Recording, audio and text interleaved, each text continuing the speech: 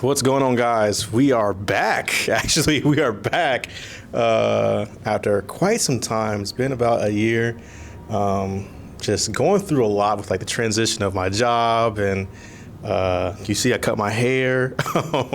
So just a lot of stuff has been going on within that year, but we're trying to get back into it more consistently, starting with today we have D-Night. D-Night! What's going on, man? How you doing? What's up? I'm doing good. How you been? Pretty good, man. Yeah. Super excited to have this person here today. For those who don't know who you are, give a spill about yourself, and then I'll tell how we know each other. Yeah, man. So, a hip-hop artist, born and raised Springfield, Ohio. You know, I started doing... So you were born in Springfield? Yeah. How come I didn't know that? I thought you were born in Dade and then moved to Springfield. Nah, man. I lived in Springfield for like 15 years. Oh, wow. Continue. My bad. Yeah. Born and raised in Springfield, Ohio. Started making music when I was like 12 or 13. And, you know, ever since then, you know, just been something I stuck with, big passion of mine. And, yeah. That's it? Okay. That's what's up. Yeah, I don't know, because did you ever move to Dayton? I moved to Dayton or Inglewood when I was 15. I went to Springfield High for a year. So my freshman year, I went there. Then I moved right before, I moved right after the school year started, my sophomore year. Okay. Yeah. And then you went to Northmont? Then I went to Northmont for the next 3 years. Okay, that's what I thought. So you graduated from Northmont. Right. Got yeah. you. Okay. Yeah. So I actually don't know how we like know each other. Like, you could say Springfield, but I didn't know him when he was there at that time. I'll say like the first early memory I have, I think, what's his name? Money I think he had thrown an event forever ago. Encore. Yeah. I want to say I met you there. Mm-hmm. Yeah. That sound about right. And then it's just been really cool, you know, back and forth, because like he knows me as like a huge hater. Like, it doesn't matter what you could possibly throw at me, I'm gonna hate it for some reason. And it's not because I like just I do naturally hate everything. I'm always gonna pick apart something if people think it's good. So I'm usually always on the opposite. I don't know why that is, but I'm learning how to get away from that.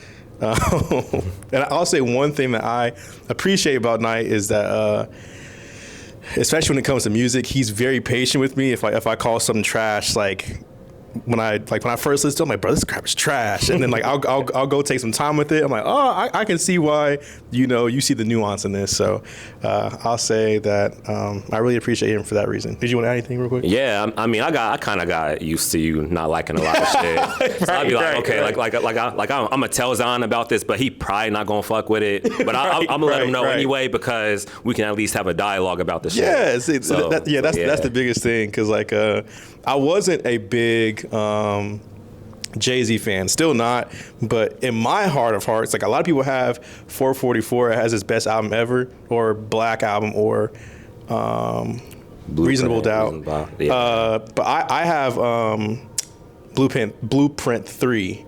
I think that's his most like top to bottom, flawless, no skips.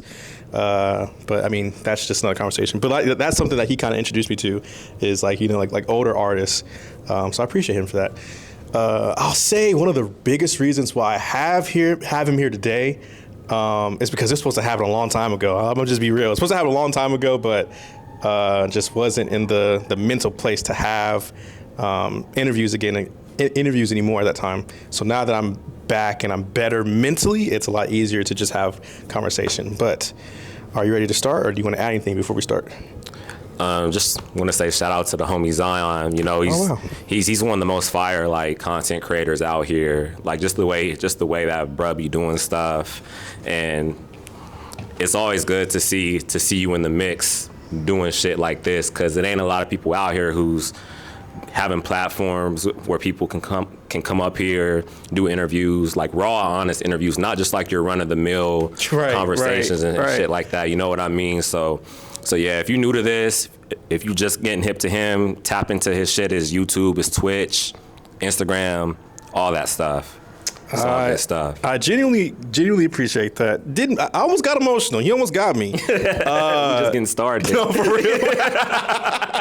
No, for real. Just because I've been working really hard and getting back just to be consistent, and specifically with this platform, I think a lot of people, and I'm not trying to come out any local artists or anything like that. I'm not interviewing people who make music to interview them just for the music or anything like that. This is a conversation between me and Knight. I'm really trying to understand more of him as a person, aside from music, but then also inside the music. So this isn't this isn't a Breakfast Club interview, anything like that. This is me trying to get to know a friend who I have more so have seen online in real life, so that in that way, after this, I can have a better relationship. So all these questions are just, me curious about how this person thinks or X, Y, and Z. So I appreciate you for saying that. Also, I know that you guys see that all of my old videos are gone on this channel. It's because this one is going to be specifically for the NOIZ.I Talks. The NOIZ.I on Live channel is going to be more my IRL, my Twitch, my gaming, and all that stuff to have that combined in one. But I want this one to have just the NOIZ.I Talks on it, so you guys don't have to scroll through and look for stuff. So this one is going to be predominantly the NOIZ.I Talks. But with that being said, it used to be, I want to say it used to be 6 questions. It used to be 6 questions, but from now on, we're going to do 5 to give the people an opportunity to ask me questions, because I'd be like, you only get 1 question, but I want to be nice enough to give them 2 questions, just to see how stuff goes. So, are you ready? Yep, let's get it. All right. First question. Okay, so how I'm going to ask this may be kind of harsh, but I'm not asking it in a way to offend you. Okay. Okay. Yeah. So at this point of your music career, because of where you want to be at, where you want to reach, what goals you want to hit, do you see yourself stopping anytime soon? Wait, hold on. And the only reason why I say wait is just because I know as our generation, we tend to do things and we're good at it or we're decent at it, but then when we feel like we're about to reach a certain age, we want to stop because we don't see the outcome that we are wanting to get. So with all the things that you put out numerous albums, numerous EPs, numerous singles, you're doing the content, you're doing everything you can within your will. But now that you see that, you've gotten to this point in your life, do you feel like that music career is something that you're not really looking into anymore? Or is that something that you want to keep pushing because of how you feel towards it? Yeah, so I say that's definitely something I want to keep pushing. I'm not mad at that question either, by the way. I feel like if I stop now, it'd be kind of weird. It'd almost be tragic in a way, because I feel like now my stock is as high as it's ever been. So it's if I were to quit now, it'd be damn, what about all the other stuff that you've gone through, or the lessons that you learned, sacrifices you've made to even get to this point. So I feel like if I were to stop it, it should have been a long time ago, when things was just super flat, super stagnant. And now that I'm starting to, see an uptick in things, it'd be unfair to myself if I were to stop. So yeah, I can't see it. So one of my favorite, and I mean my favorite project that Knight has ever put out, he knows, because I randomly just hey, bruh, I'm listening to this right now, get emotional. Anyways. But my favorite album that he's ever put out is Life is Precious, bro. And not because of the time it was at, or the time it was put out, because it was right after COVID. It was 2021, right? It was towards the end of 2020. I started. I started doing all the videos during 2021. Got so you. It's in okay. That So I mean, obviously everyone knows what happened in COVID and all that stuff. So one of the main reasons why I appreciate that album is because I could tell him, I was bro, this is your timeless record. You can play this in any era, any time, any whatever, and it still have the same feel from when you first put it out. Something that I'm really big on when it comes to local artists is how people put together projects. No one really knows how to put together projects, like to make them fluid. Like you're just putting songs on an album and expect us just to intake it as listeners. But I will say with this one, this is probably one of the best hip hop local projects I've ever heard in my life. That's live. And he knows how hard I am with just music in general. Yeah, so to hear that from me, not saying that I'm anybody, but to hear that from a person who's like a natural hater, like I don't know, it just resonates with me. So like when you're in that zone, how do you? No, I'm sorry, that's not where I wanted to go. Where I wanted to go was, so you had this project, you had the latest one, Kids with Ambition.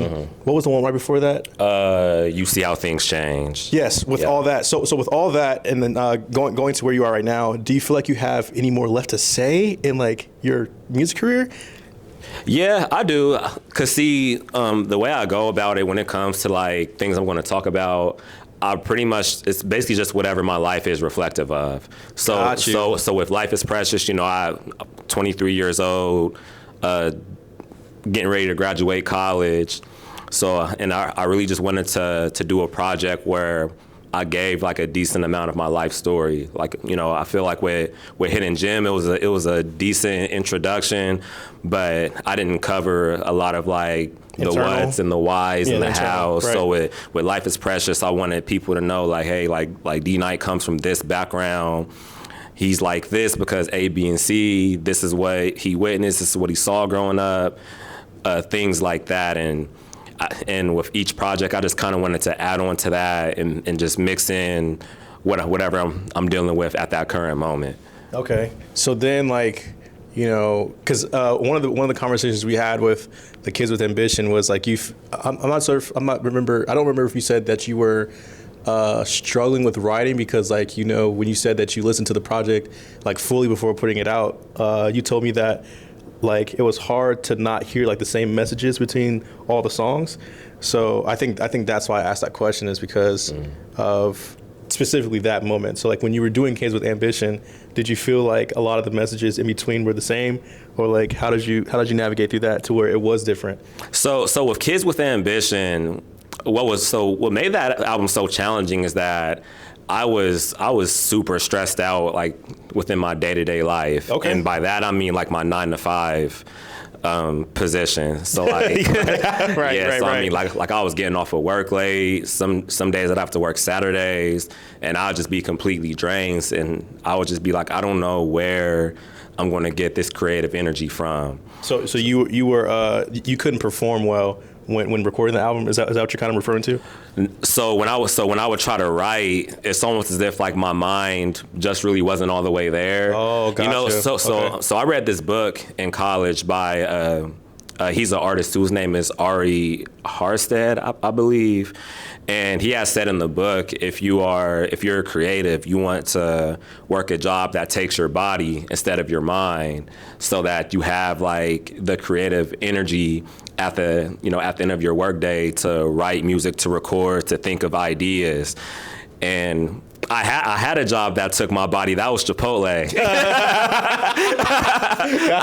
I used to work there, but then once I started working a corporate job where I'm on the phones all day. If anybody work customer service, you know what I'm talking about. So boy, oh boy. So like, I mean, taking like 30, 40 calls a day, getting off of work. You got to take care of things around the house, and then like find time to be creative, man. That's a huge challenge to make. So I went with the inner child theme because I felt like, you know, working a job every day, I felt like the more I worked a job that I really didn't care for, the further away I was getting from my inner child. And I really wanted to make sure I stayed in tune with that. Yeah, that's so interesting too, because I feel like we always lose sight of what we were before. Mm-hmm. But it's not about even like losing sight of what we were before. It's just like how we enhance the kid from then to now. Because like, you know, especially as adults, everything that we learn from there obviously correlates to how we are now. But keeping the fun or the joy that we had from then is sometimes hard to keep it when you're an adult. So to his point, I think it's very cool to mesh that in between and then, you know, create Kids with Ambition. So kudos to you, brother. Kudos to you. Yeah. Second one, Oh, okay. Second one. So you're getting married soon. Yeah. Like, wow. Like, you're about to get married, bro. You're getting married soon. What aspect of marriage do you feel that you are not necessarily prepared for? Woo. That's a great question. What aspect do I feel like I'm not ready for? I would probably say once kids come into the picture. Oh, I was actually about to ask you about that after you answered the question. Go ahead. If I really had to say the aspect, because I know sometimes kids can alter the course of a marriage. Yeah, relationship, marriage, anything. Yeah. Yeah, and that's not something that. So me and my fiance, we talked about that a little bit, but we've never had like an extensive conversation on what it would be like once kids are in the picture, because like people get married, everything's great, they have kids, and then you hear stories about the husband paying more attention to the child than he is his own wife, right. And vice versa, and then it's things can kind of turn to shit after that. Right. Not saying that's going to happen to us, but that is something that I like thought of maybe a couple of times. But okay, let's open that real quick. So like when we're talking about having kids, especially in this day and age, bro, like you see how the world is, you see how everything is, and like that's why I'm fearful. Like I never want to have kids. More so because I'm fearful. I can admit that I'm very fearful. And like people will say, well, you never understand what real love is until you have a child, blah blah blah. But I don't want to experience that. And like not saying that having kids is bad, but for my life and what I feel like I want to do, I think whatever partner is out there, I don't think I could get to that point where fatherhood is something that I'm excited about. Yeah. So when you and your fiance are talking about discussion of children, where do you see yourself in that mix regarding to how the world is today?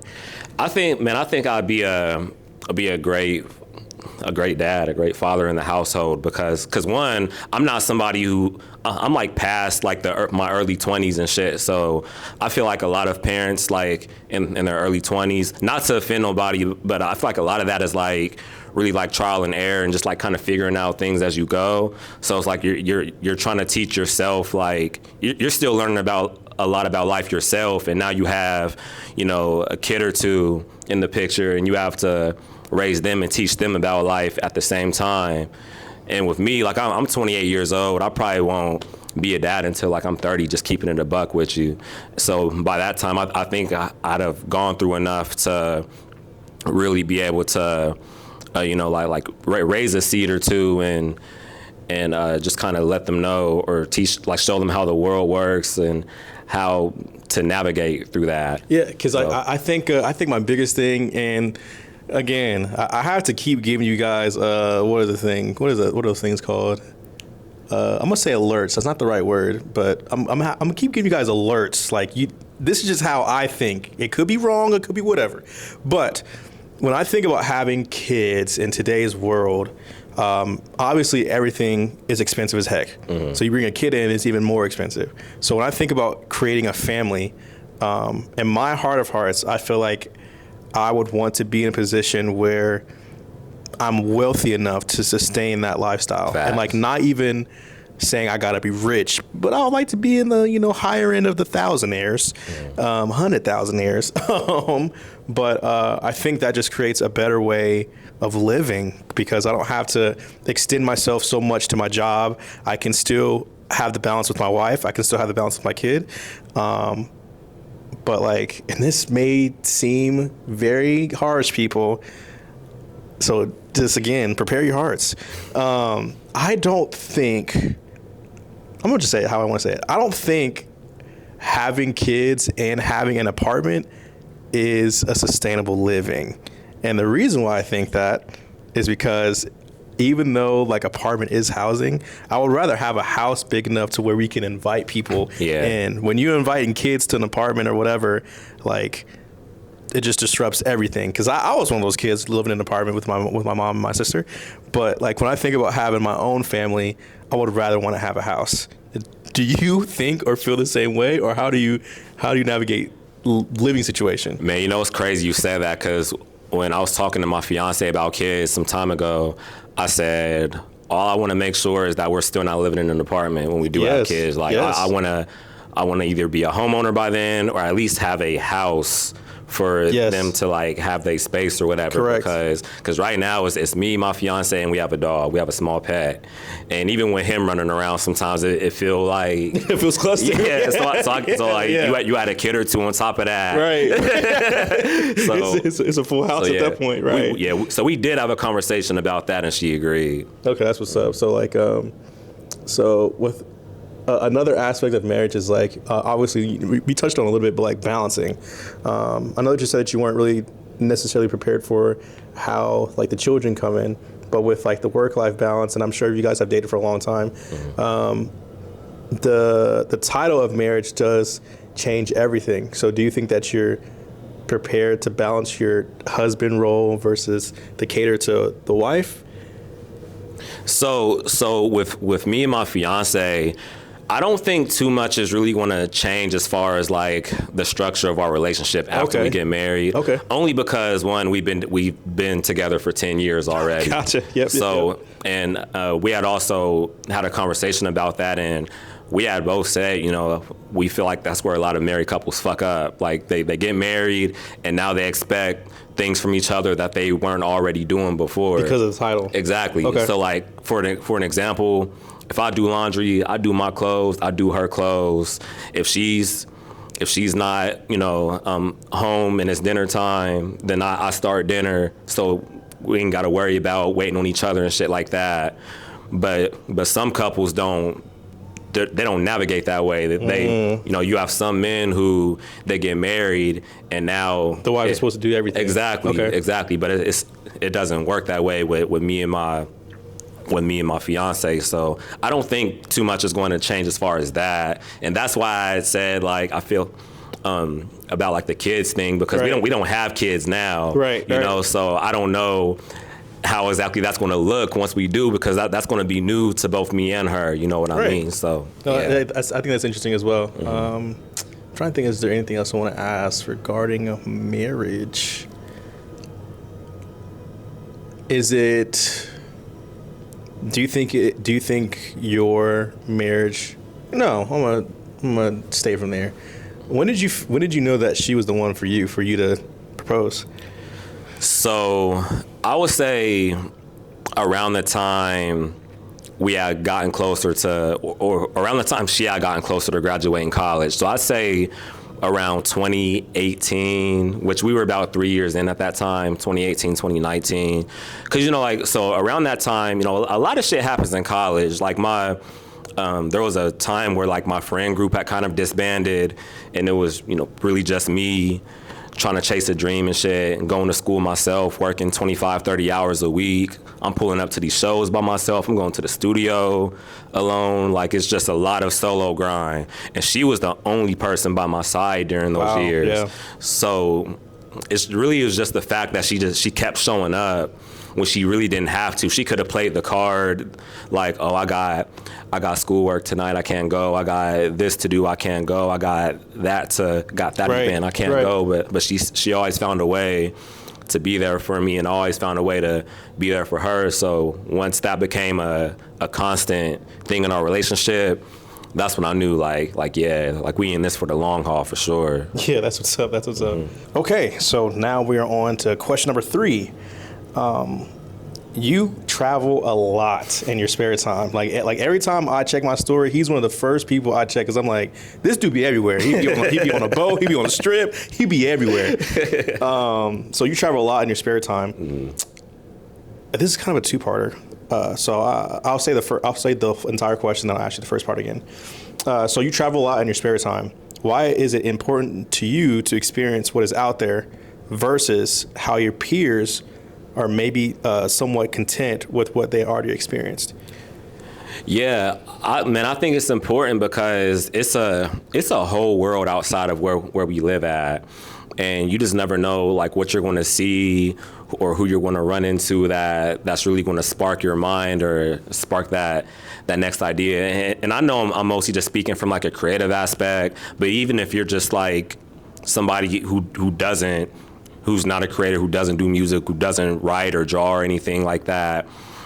You know, there's just so much out here to see and experience, and I just feel like if you limit yourself to what's around you, to things around you, then you're going to miss out on a lot of that stuff. And honestly, I owe it to my fiance as to why I've gone so many places. Yeah. So like, number one, I never really knew like how cheap it was to like go places. Travel. Yeah. Like a quick road trip to Chicago or Grand Rapids or Pittsburgh or whatever, or just catch a flight real quick. Before COVID, of course. Right. Like it's a little expensive, more expensive now, but like back then it really didn't cost that much. So, and honestly, like that really sparked a lot of my ideas and stuff, going different places. I got a song on Kids with Ambition called Wanderlust that was kind of about that experience.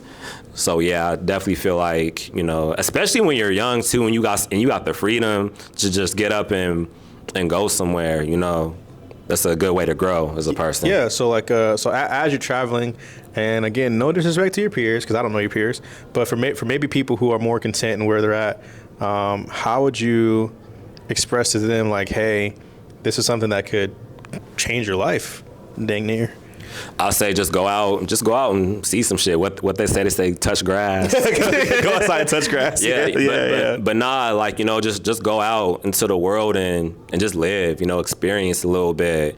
You know, if you're at home and you got, well, I guess I shouldn't put it like that, but yeah, I mean, just be eager to see what's out here, you know what I mean, instead of like it's more than just the club or your local bar and shit like that. I mean, there's nothing wrong with that stuff, but there's more than that. I'm on the fence about that, but we'll get to it after this. So like, when you're experiencing this stuff, what is one big lesson that, like, you know, like when you met somebody and they told you this that stuck with you to this day? Like anybody? Yeah. Like why you met when you were traveling? When I was traveling. Man, cause you know how like when you go onto like, let's say like a travel destination, whether it's a cruise or a resort, and there's a family, and they automatically are like, you know, there's something about you. Let me give you this life experience about whatever. Oh. Have you had stuff like that before? Man, I ain't never had. I don't think I've ever had that experience, but I will say when I met Andre 3000. Oh, yeah, that was just like a jealous. I was hurt. That was a wild experience. Yeah. Because that shit really happened by chance. Like I didn't told this story before, but I mean, we stopped at like a random ass gas station like right outside of Nevada, and there he was, just like in this long ass line waiting to use the bathroom. And we the only people in that bitch who know how to speak English too, by the way. Wow. So people around him don't even know that that's him. Dang. That shit, like that was that like an out of our experience for you? Yeah, kinda, cause I didn't think I'd ever really be the one to get starstruck, but I also never thought my first celebrity encounter would be fucking Andre 3000. That was your first encounter? Yeah. Oh, I never knew that. Yeah, that was my first encounter. So I just I walked up to him. I was like, "Hey, what up, 3 Stacks?" He was like, "What's good?" I said, "Man, I'm a big fan of yours." right. You just turned into a kid. I turned right into a fucking kid, man. Yeah. And I asked him if I could get a picture. My family was there. He took pics with my family and shit. Dang. That was just the most down to earth, you know, thing ever. Because he really didn't have to do that for real. But was this last year? This was 2023. Oh, that was a few years ago. Yeah. Time is moving by so fast. It is flying. Oh my gosh, dang. Yeah. Where's the favorite place you've been to? Travel wise, I'll say I feel like the city I'm in love with is Chicago. Really? I love Chicago, man. Why is that? The architecture. Oh yeah, I can see that. I mean, just being downtown and, you know, walking around. Something about so I went to Chicago for the first time in 2023, and I've been there 3 more times ever since. Okay. So I mean that, you know, the food, the way the city looks at night is beautiful, man. It is. So like I say, right after Chicago is New York City. I put them both up there for real. I'm low-key scared to go to New York. Why? Just because I feel like it's too much, and like I'm already a too much person. So to go out there where energy is like 50 times higher than what you are as a high energy person, it's hard to deal with. I'm not gonna lie. So it's an experience. It's very aggressive, which I'm not mad about. But I don't know. I'm just not. I don't know if I'm ever wanting to visit New York. You know what though?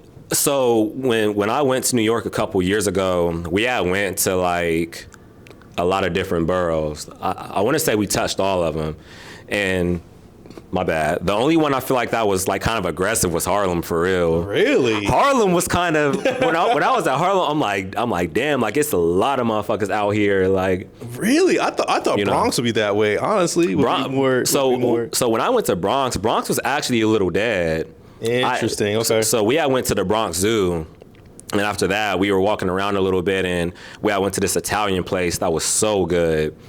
But like Harlem, it was a lot of niggas out. Like okay. Like you smell the weed smoke in the air, music playing. You know, people riding their motorcycles up and down the street. Like it really looked like some shit out of a movie for real. Forget that. Count me out, guys. But it was a nice experience though. That's what's up. That's what's up. Yeah. Dang. New York. The subway was straight. New York, count me out, people. I can never do that. You might like it though. Freak, no. I'm trying to see. Okay. So similar to question number 2. So we're on question number 4. Is there an avenue of your life that you don't have figured out? If so, how are you trying to navigate through not knowing that? I am still trying to figure out what I want to do outside of music until music can become a full-time thing. And what I mean by that is like on the professional job aspect or like the everyday job aspect. So I went from working customer service to now I'm at a law firm, and I'm just trying to figure out like what exactly I want to do professionally for the next however long until I can get music up and jumping off the ground. And honestly, the way I've been navigating, trying to figure that out is really just my mom's been helping me a lot in that aspect. You know, encouraging me to go get certified. You know, different certifications, increase my skill set and whatnot. But that's really been the biggest challenge because even when I was in college, man, I was, I went to class, did my homework, took the test and all that. Wasn't bullshitting, but life was even so hectic back then that I never really feel like I took the time to like sit down and be like, okay, where do I want to go until music takes off? Because in my mind, it was going to take off while I was in college because I'm seeing all these motherfuckers blow up off SoundCloud, then Spotify, and I'm like, okay, like this is happening for this person and that person and that person, so my time gotta be coming soon. And it just, I wasn't there yet.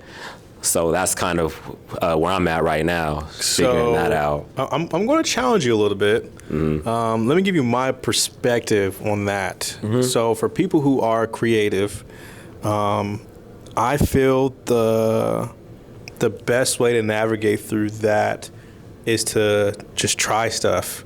So like, and I'm not, because you said that you basically you watch my content here and there. So with me, I think about what I can do and then how can I put that on screen, right? So like for me, I'm like, well, I just want to talk to my friends, see how it is. And then I'm like, well, let's do NOIZ.I Talks.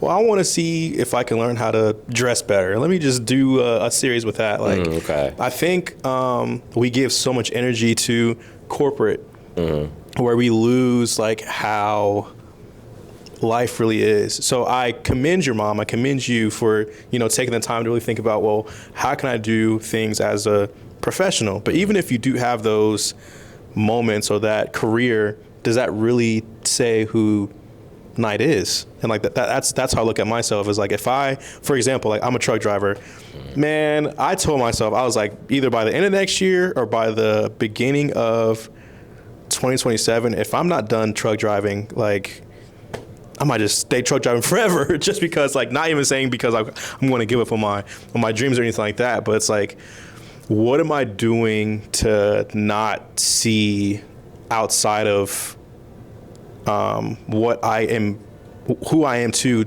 a company? Because I saw this one thing saying, like, you know, all you're doing working at a company is helping someone else's dream. Like what about yours? So even if you are a rap artist, what can you do to capitalize you being a rap artist? Right. So like that's how I look at it.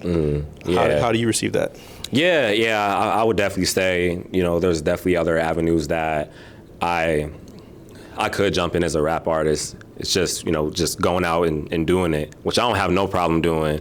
Okay. But what's your do you think it's not sustainable, or do you not, because it's not a guaranteed income? Is that why you kind of refrain from it? No, it's not so much that I don't think it's sustainable. It's more so of these bills are here right now type of situation.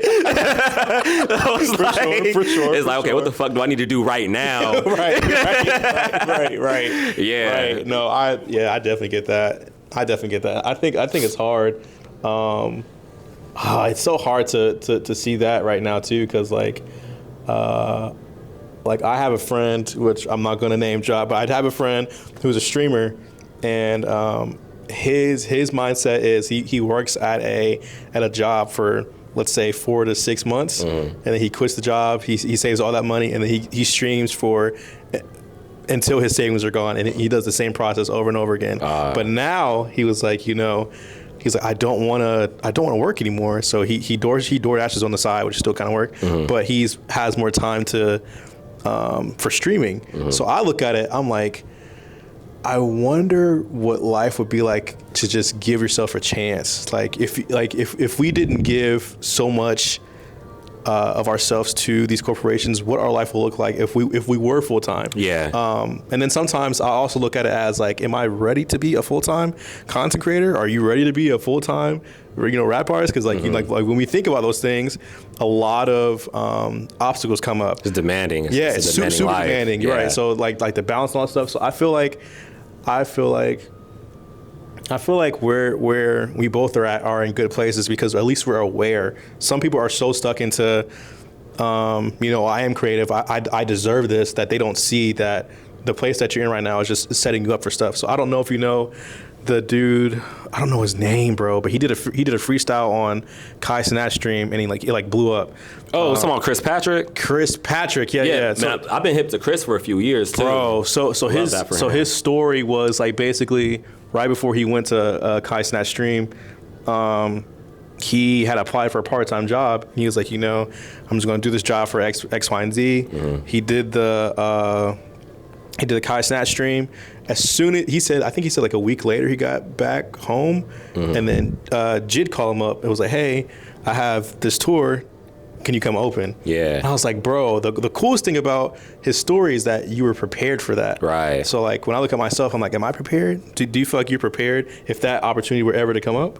I think so. I feel like I've put in my 10,000 and some. Not even like on some like cocky shit, but like dead ass. I really feel like I have. So yeah, dang, I think I am. I think so. Yeah. If you had a person that you would want to tour with or open up for, or you know, X, Y, and Z, who would that be? Ooh, Saba. Really? Yeah. I feel like me and Saba. So like one, he's an independent artist himself. Yeah. And he has a real dope niche following. And I feel like me and Saba have, even though like our music isn't necessarily the same. That's where I was coming from. I was like, I would have never guessed you to say that. Even though our music ain't the same, we're both Midwest artists, and I feel like we have a lot of qualities that could match up with one another. And I think if we did a song together, that should be dope too, for real. Dang. Did you like his last project? Not the one that he just dropped, but like the one before that, the one with NOIZ.I? NOIZ.I? Yeah, I did.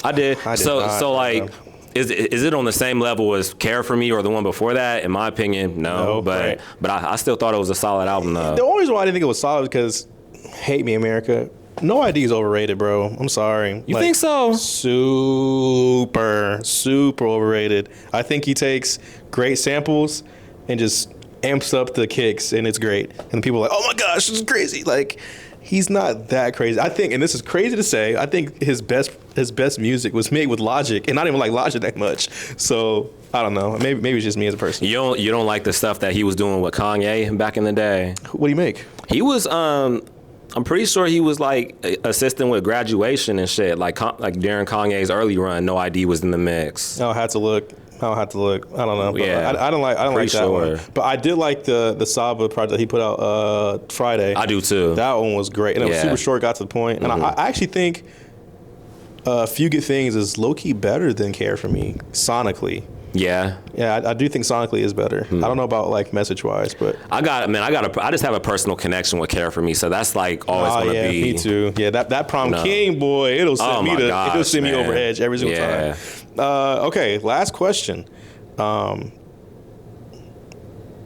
Okay. What is something about yourself that you oversee but you admire about? That I oversee but admire. Yeah. So like, I'll say something that I oversee but I admire about myself is like, I can walk into a room and talk to anybody. And I feel like I admire. I feel like I oversee it because I think it's natural to just have conversation with people. But people who have like social anxiety or anxiety in general, it's hard for them to approach. So, what is something about yourself that you don't necessarily think about that's a good quality about yourself? I feel like I'm pretty adaptive when it comes to certain situations. Like I don't really. How do I word that?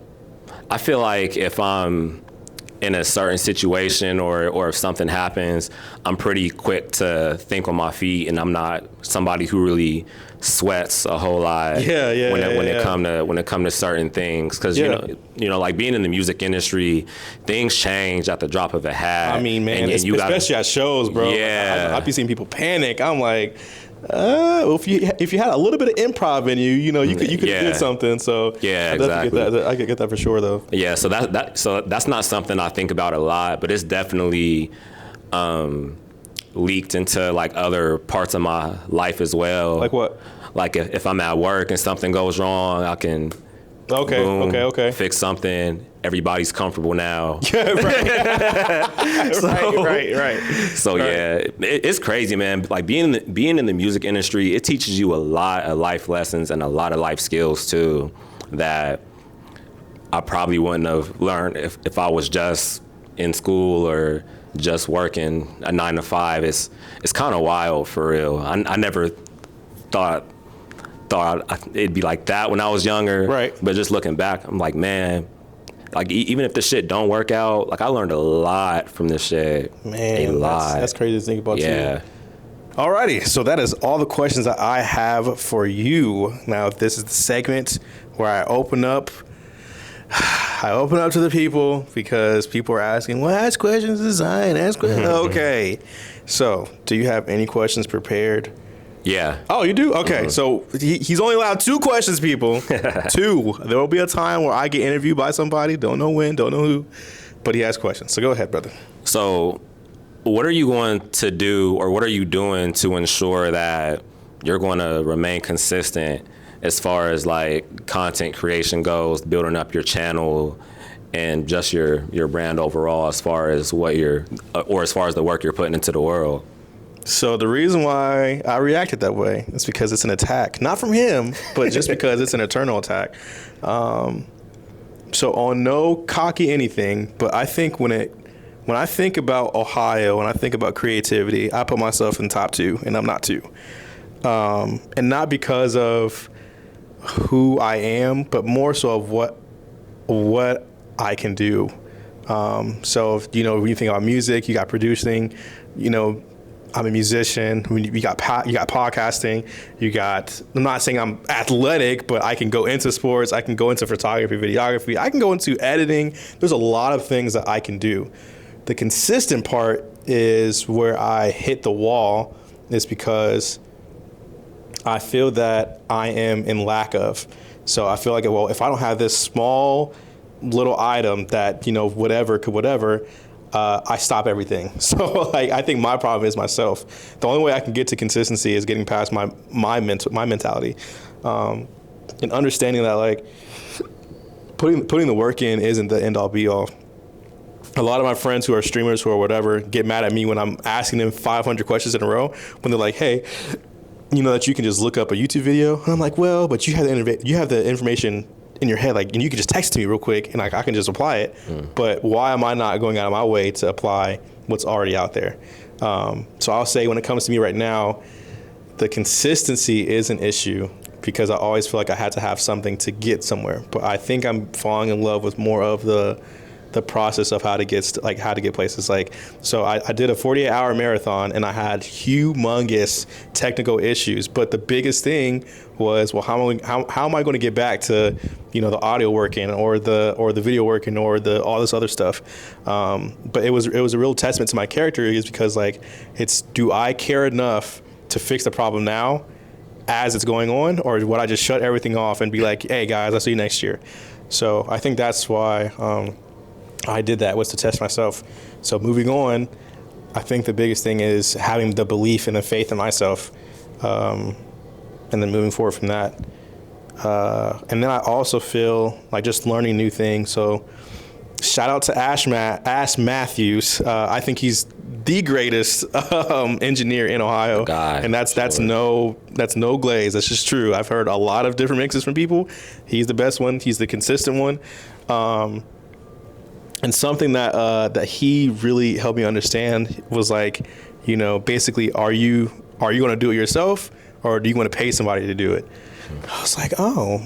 So like when it comes to editing, I have the software. Do I want to do it? No, but I'm going to do it. When it comes to making music, I could send it off to an engineer to have stuff mixed, but I have the software to learn how to mix. So now I'm going through classes to learn how to mix. So it's like the information is out there, but what am I doing to apply myself to get to where I can be consistent? I'll say is my thing. Can I give you my perspective? Oh, sure. Because so I've known you for what, like 7 years now? Yeah. I feel like what's held you back is like the pursuit of perfection. And what I mean by that is, so like even when I hear you talk about music or other stuff, it was more like, if it's not like this or like that, I'm not releasing it. If this isn't done this way, we're not going to fuck with it, basically. Mm-hmm. But I feel like what holds a lot of people back is just getting started, you know? And so like for me, man, I put out my first, not to like make this about myself or nothing, but I remember me and my homie Trey, we was working on my first mixtape back in like 2013, and we ain't have shit but a microphone and a do-rag over top of the mic because we ain't have a damn pop filter. Right. And we was recording on a fucking Audacity, not FL Studio, man. Pro Tools, right. nothing. But man, like we was in his basement, we grinded that bitch out, and we put that shit out on Dat Piff as soon as we was done, because I just wanted to have a tape out so people can know that I had some type of presence and the will to do this shit. So I feel like with you and like this YouTube channel, it's great because even though like your first NOIZ.I Talk video may not have been perfect, but what's important is that you got started and you put that shit out into the world. And I feel like early on when it came to you and like doing music, you wanted to like start off up here. Heck yeah. But you know you gotta have to like gradually work up to there instead. And I'm about to justify just a little bit, which is not a bad, which is a bad thing. But I think a lot of it comes from comparison. So like because I acknowledge a lot of artists, and I listen to like, you know, how they do stuff sonically, how stuff flows. Like I'm like, well, how can I apply that to people that I'm working with? And if I feel that it's not close to where, you know, their stuff is, then I'm like, well, maybe I need to go back. Mm-hmm. But I will say I'm finding the love into just appreciating, because I'll say like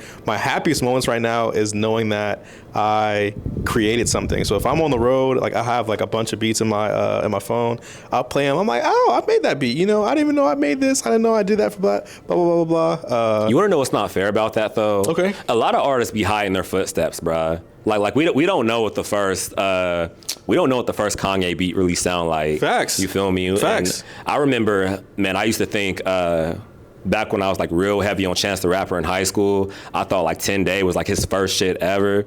Bro, he has like 2 other mixtapes on Dat Piff that people don't even talk about before that dropped, and you can like hear how raw he is and how like how undeveloped he was at that time. Yeah, I'm not giving myself enough grace for that too, though. And I was watching this NOIZ interview some time ago, and he was talking about how like, you know, niggas want to come into the game and they want to be Tupac, like off rip. They want to start up here, but don't acknowledge that you got to start down here and, you know, gradually come up. And that's crazy coming from fucking NOIZ, because he had a high floor in the game. Right. Like real, was it Illmatic his first drop ever? It was something at the barbecue. It was some tape he was on, but he was like 16, 17 on there, like fucking ripping shit. Right. NOIZ probably has the highest floor out of everybody as a rapper. So if he's saying that, it gotta count for something. You know what I'm saying? No, so I definitely take what you're saying, though. Yeah. As far as being a perfectionist, and then last thing, just regarding to this, 'cause I don't know if you have another question or not, but last thing I want to say is like, I need to be more patient with myself and just put stuff out. And I'll say like one of the biggest reasons why I am a perfectionist is because when it comes to music specifically, it has to feel good to the ear, bro. Like it just has to feel good to the ear. Mm-hmm. So like when I'm putting it out there, like how is the person receiving it? But I think I had to let that go and just appreciate that I made it and just put it out there. So yeah, I just want to say that. Okay. You have another one? My next question is, yeah, so we at the end of 2025 pretty much. It's November 1st. Okay. Crazy. What is your outlook for 2026? I don't have one. And I think the reason why I don't have one is mostly because I put a lot of expectation on myself. And then like once I do that, I just give up. So like right now, I think the best thing that's working for me is just going day by day. I have things that I would like to do, but I have to complete things first before I get there. And not things as far as like, you know, buying this or getting that, but like I have a series for, you know, how to dress better. I would like to fully finish that. And I would also like to finish these 2 projects that I have with my sister, my friend, to put out for next year. But those are things that I'm working on right now for next year. But I don't have like a, you know, month by month or whatever by whatever of how next year goes. I just want to complete what I already have in the vault to put out for later. Okay. Yeah, that's all I got. Mm. But that is the end of the interview, guys. I appreciate you guys for being here with us today. Please go check out D-Night's music. It'll be linked in the bio below. He actually has a show tonight, so him coming up here right before the show is actually crazy. I don't know when this will be put out, but I'll let you know. It's real rap life shit, interview before the show. But yes, please go check him out. And other than that, it is NOIZ-I and D-Night. And we are out, guys.